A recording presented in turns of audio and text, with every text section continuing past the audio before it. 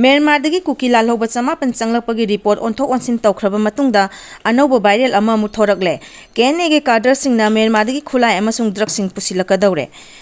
Myanmar train tawraba kuki khulai paiba lalhoba chamapan changlakpagi report onthok onsin tawkhraba matungda KNA ge cadre singna Myanmar khulai amadi drug sing pusillakadoure haina SP Tengnopalna Assam Rifles ta thaba aronba message ama social media da viral orakre Tumina hayu hairaga bengun mu hawi haina ba maitai git paman panthai aduga manaba thawongda Manipur government gi aronba message amadi intelligence report sing leptana viral oirakpa asimangna government amadi masigi machinery singda constitution na piba aronba ngakpa haiba wafam adugi wahanthong mafung fana fail oire haibu takle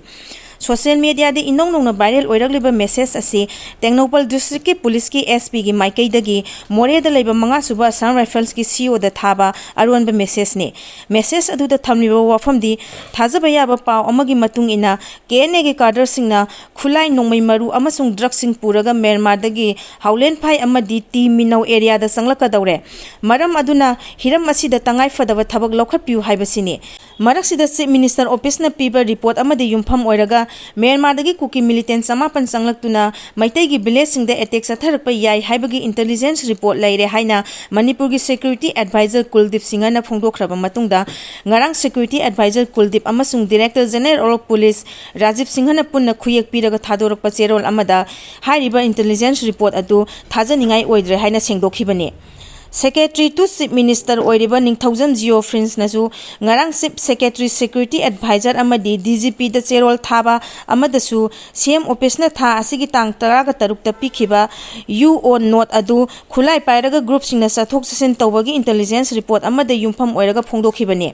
Report Adugi Matung ina Police Department gi Missionary Singna Matam Chana Thabak Lokhanabagi damak Khangankhibani Haujikti Khulai Paiba Singna Sathok Sasin Tawbagi Thaong Adu Tokre Maram Aduna Miyamna Hiram asida mipai biganu haina phongdokhibani Manipur tha tara taru hena satharagliba irang asige iroinana government gi amadi security gi aronba message kaya social media da viral oirakpa amasung security gi maikai dagi ngai hak laitana onthok onsin tawba wafum kaya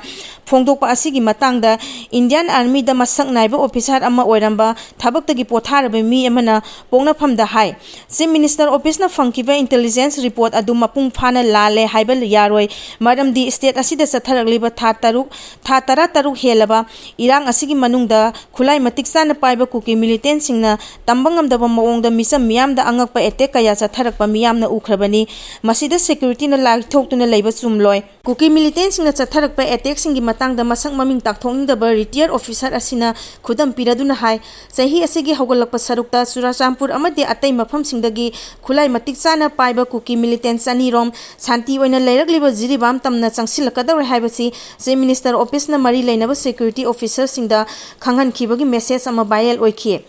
message adu viral oikhraba matungda jiribam da kuki militant singna farm da thabak suba chatkhiba maitai nupa ama tamthina harkhibani maitai gi yum kaya mai thaduna inong nouba irang ama thogalakhibani punamak asi security na kupna yengsinbaga loinana miyamna sumikum na hom singna leigadabani Sahi tare khuntak pam sung Anglo Manipuri war from munabadgini haibasi laingak loisingna ningsingbiyo nandoluwang Manipur gi puwari da sahi tare khuntakhi ba amasung kumja lising maga chanipan marfu tara mathoi gi Anglo Manipuri war adu ningthau masim malau pham munabadagi thokhibani haibasi ngasi gi laingak loisingna ningsingduna amatta oina punsillaga leiwa asi kanana ba hona biyu amasung lamyan be irabona Manipur gi dama honaramba aduna ngasi gi Manipur lairibani haina Protection and Reservation Committee Manipur gi convener Phairoijam Nandol wang na phongdokre wafam asi ngasi PPCM gi miyeng makhada lamyan be hijam irabon ningsam thauram observation committee na sinduna hijam irabot ki humdrahumdoi suba lekhidaba numiki thauram Bishnupur kiyamba sangnem da pangthokpada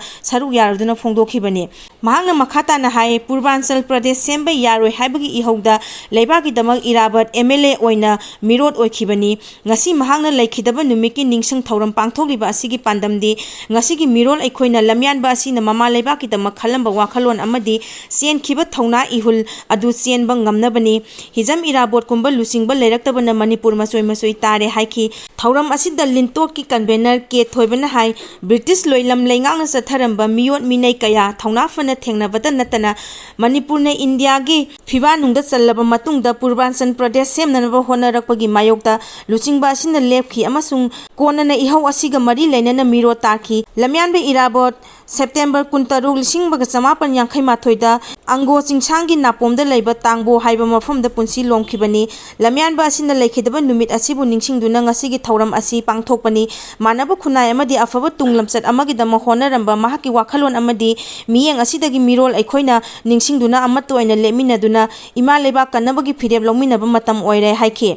थौरम असिदा लिंटोकी को convenor K S Gopel Luwang L Shyam Khuman Y Tiken PPCM के advisor L ngangbi Y Lairik Laima S Memcha अमसुंग M Purnimasi सरुक याखी security adviser न थोबा ngangbana miyamda samamnare kokomi notice asi leibak asigi manungda leiraga masigi miyamda draconian law karamna sizinagadauribano hangladuna ek asi UN nasu yadribani haina kokomi gi coordinator ts somorendo na phongdokre lamphenda leiba kokomi gi office da ngasi pangthokiba mifamda mahangna makhata na hai law asi sizinadana ba direction kaya pikhrabani law asina army na tawningba tawba mi halabasu makhoigi mathakta legal action lokhotpa yadaba mi phaduna pukhraga manghan khrabasu yaba ek asibu awang nopoklamdam amasung manipurda sana halakpa haibasi mafamsing asida leiriba miyoisingbu leibak asigi miyam oina ude haibagi mayeklarba khudamni haike thangjam manorama gi thogdong matungdagi afasa sana halamba mafamsingdagi khara khara lawthoraktuna ingtappa lakhibani misi mina hantharibani